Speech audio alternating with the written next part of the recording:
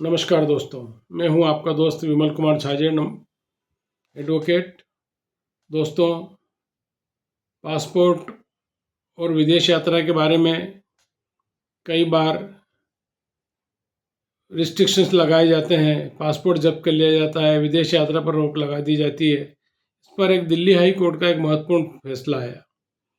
Honourable Delhi high court ने एक महत्वपूर्ण फैसले में स्पष्ट किया कि पासपोर्ट को रखना और विदेश यात्रा करना संविधान के अनुच्छेद 21 के तहत व्यक्तिगत स्वतंत्रता का एक मौलिक अधिकार व्यक्ति के पास है। तो यहाँ पर क्या हुआ दोस्तों कि एक रियल एस्टेट कारोबारी के पासपोर्ट को जब्त करने के केंद्र सरकार के आदेश को ऑनरेबल हाई कोर्ट ने निरस्त कर दिया।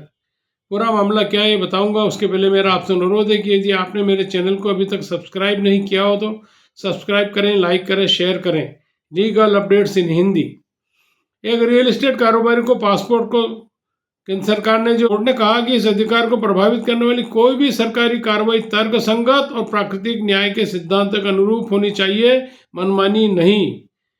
यहाँ पर सबसे महत्वपूर्ण कानूनी सवाल ये था कि पासपोर्ट नवीनीकरण के समय एफआईआर की जानकारी न देना पासपोर्ट जब्त करने का पर्याप्त आधार है, खासकर जब अदालत ने उस मामले में संज्ञान न लिया हो। न्यायमूर्ति पुष्पेंद्र करोल ने याचिकाकर्ता के पक्ष में फैसला सुनाते हुए पासपोर्ट अधिकारियों द्वारा जारी जब्ती के आदेश उसके बाद की अपीली अस्वीकृति को खारिज कर दिया। यहाँ पर क्या हुआ दोस्तों, इसमें कि योगेश रहेजा, जो रहेजा डेवलपर्स के पूर्व निदेशक ने अक्टूबर 2024 में अपने पासपोर्ट के नवीनीकरण के लिए आवेदन दिया। 17 जनवरी 25 को अधिकारियों ने उनके खिलाफ एक एफआईआर लंबित होने की जानकारी न देने के आधार पर पासपोर्ट जब्त करने का आदेश किया। रहेजा ने इस निर्णय को अपीलीय प्राधिकरण समक्ष चुनौती दी। 25 मार्च 25 को उनकी अपील खारिज कर दी गई। उसके बाद न्यायिक हस्तक्षेप के लिए दिल्ली हाई कोर्ट का दरवाजा खटखटाया। यहाँ पर सीनियर एडवोकेट संदीप कपूर ने याचिकाकर्ता का पक्ष रखते हुए तर्क दिया कि विदेश मंत्रालय ने 2019 में ऑफिशियल मेमोरेंडम के अनुसार केवल एफआईआर दर्ज होने से आपराधिक कार्रवाई की लंबितता नहीं माना जा सकता।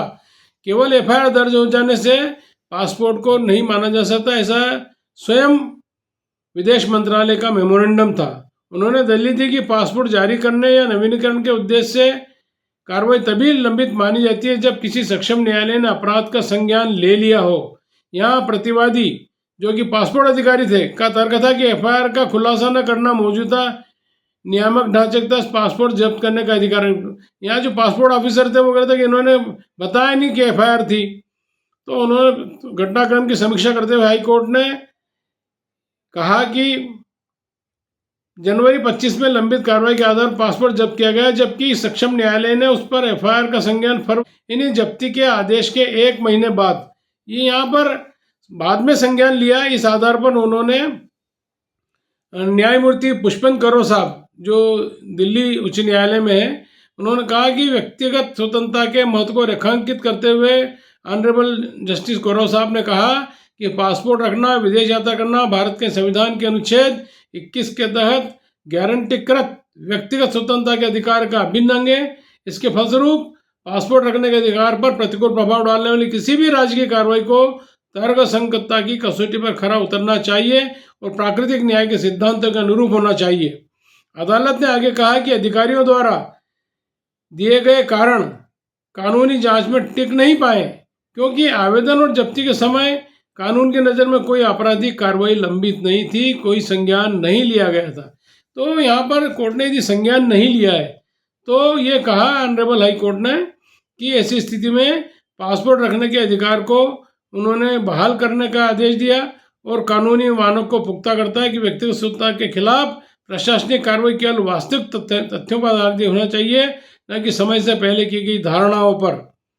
तो ऑनरेबल जस्टिस करोल साहब ने पासपोर्ट ऑफिसर्स की तर्कों को नहीं माना और जो याचिकाकर्ता था उसके तर्क को ही माना और ये कहा कि ये व्यक्तिगत स्वतंत्रता का मामला है, पासपोर्ट के लिए विधिवत कार्रवाई की जाना चाहिए।